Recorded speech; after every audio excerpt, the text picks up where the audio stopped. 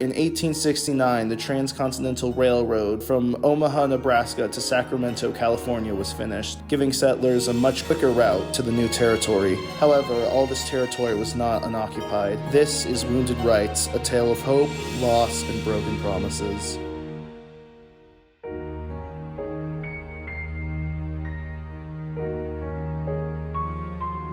Within a century of gaining independence, the colonial Americans had managed to take ownership over the entire western portion of what we now know as the continental United States. However, this land was barren of European civilization. It was a challenging land to live on. Settlers were continuously being attacked from various natural disasters, and it was very hard to grow crops there. To encourage colonists to settle in the West, the U.S. government established the Homestead Act in 1862, which offered free land to anyone who would live on it. The government was offering all of this land, so everyone was coming in, trying to start a new life for themselves. But every one of them neglected to consider those who were already living there, the Native Americans. Native Americans had already had a tumultuous life ever since the colonists arrived from Europe. A long series of broken promises and assimilation efforts had left Native communities distraught. These assimilation efforts were enforced as legal policy, as Jose Habde recollects in his article, Forced Assimilation and the Native American Dance, describing that pressure upon Native Americans to become white continued throughout the 18th and 19th centuries. By 1881, the Sundance was officially banned. Natives were caught up in the political dealings of giants, and in these dealings, the conversations of native rights were neglected. Having the land that their entire livelihood was based on being taken away from them ought to have been grounds to give them the same rights as colonizers. Time and time again, European nations made promises to the Native Americans to gain their support and abandoned those responsibilities as soon as it was convenient. The U.S. government had the responsibility to protect their people, but failed to do so for the Native Americans. Citizens of the United States are protected under their constitutional rights, such as no forced military entry upon their homes. Since natives were caught in the middle of political dealings that suddenly put them under the control of the United States, they should have had the same rights there as any other citizen. The government didn't care about the rights of natives. They only wanted to get them out of the way so that they could take the land the natives had such a strong tie to. See, colonists saw natives as barbaric savages whose way of life was wrong. Their nomadic ways of life were seen as backwards and uncivilized, so nobody was interested in keeping it around. Over the next few decades, they made that ideology clear, expanding rapidly. As Frederick Turner wrote in his Frontier Thesis, each expansion was won by a series of Indian wars. Most colonists believed that natives should either be integrated into their society or die out. Most natives at the time really just wanted to be left alone to keep their bison and culture without the interference of the white man. According to Robert Burkhofer, for those whites who believe the inability to integrate into civilization innate to the Indian character, only the transfer of Indian lands to white hands, if not also the elimination of the Indian through death or assimilation, would solve the problem of the Indian. One cruel attempt at assimilation was through the American Indian boarding schools, which sought to teach native children to forget their culture and traditions in favor of the white American culture.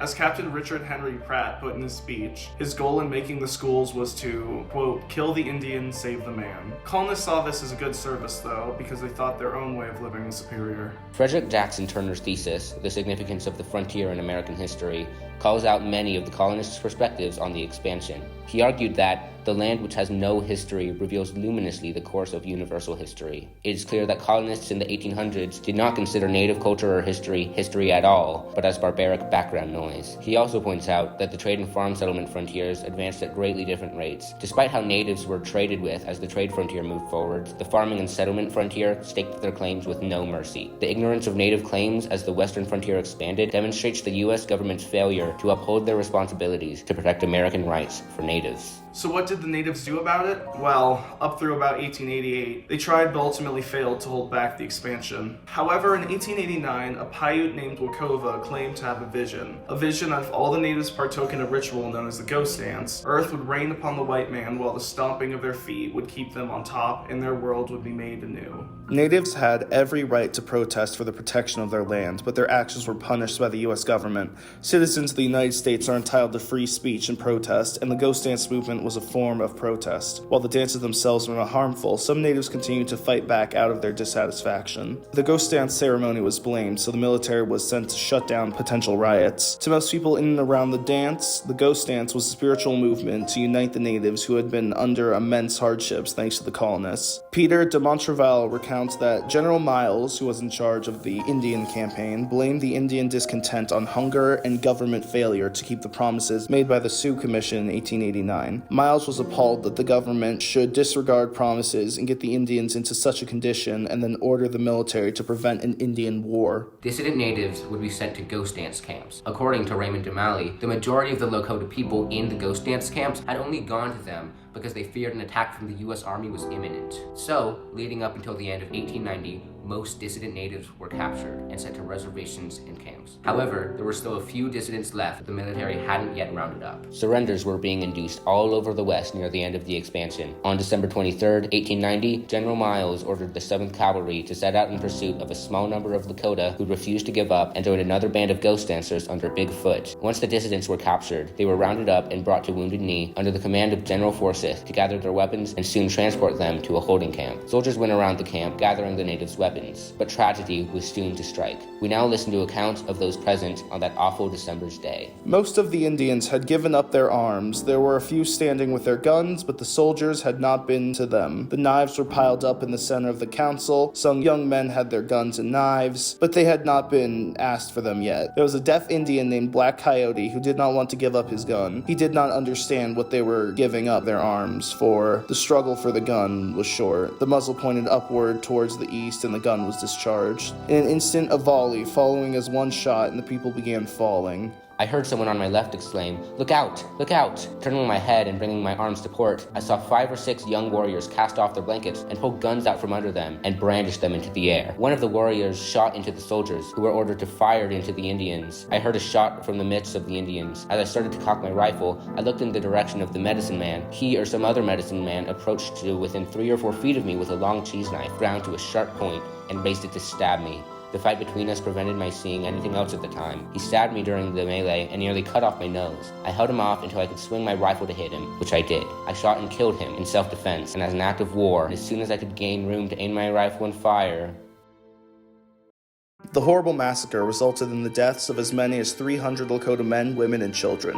What started as an accidental discharge turned into a direct massacre, as even unarmed and fleeing Lakota were shot down indiscriminately. Fragmentary reports led to a mix of celebration and fury. General Miles was furious. In a letter to his wife, Miles blamed the Wounded Knee tragedy on either blind stupidity or criminal indifference. Forsyth's actions, he charged, were about the worst that I have ever known. Forsyth had disobeyed Miles's order on November 23rd to hold the Indians at a safe distance and to guard against surprise or treachery. Major Kent and Captain Baldwin, undoubtedly urged on by Miles, thus censured Forsyth for disobedience. General Forsyth was later exonerated from guilt, as despite General Miles' fury over the situation, the General Corps was far less concerned. Colonists went unpunished for this massacre that symbolized the end of both native resistance and nearly their culture. Now that the natives were all rounded up, they were systematically assimilated into white culture, with the idea of kill the Indian, save the man. The Dawes Act assigned reservations to native families for them to work on,